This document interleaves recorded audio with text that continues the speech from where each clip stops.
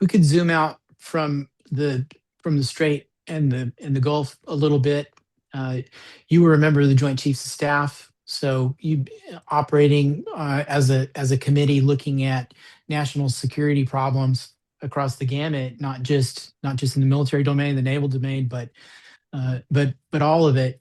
What would you say if you were sitting down at the table in the tank with the Joint Chiefs right now?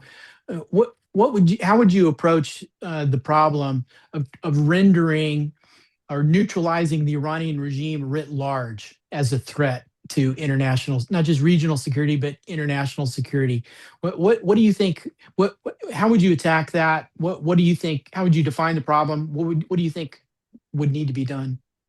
Yeah, well, obviously that's what's going on, and it's not. I think not just looking at Iran and the Gulf area, but one of the things that I think must be taken into account, and it's been picked up in the press as well, is the sea lanes of the Red Sea uh, Hmm.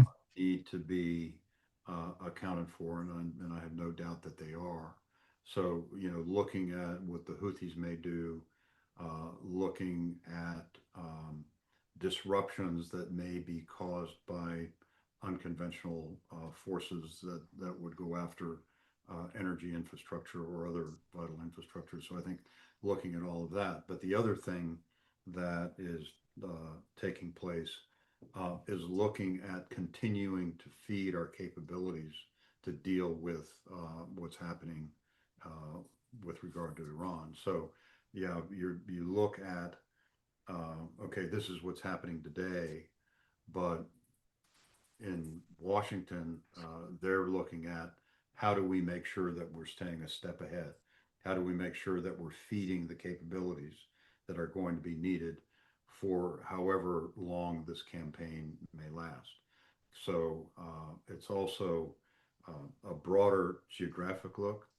It is looking at are we effective in neutralizing capabilities, but it's also making sure that we're looking far enough into the future. And my view is that in events like this, everybody gets a vote. So how long will it go on? And that is an unknown.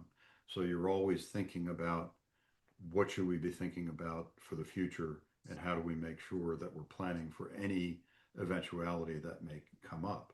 For example, where our forces might be focused on the Gulf today, but they're also what are the contingency plans that we have should the Red Sea become more problematic.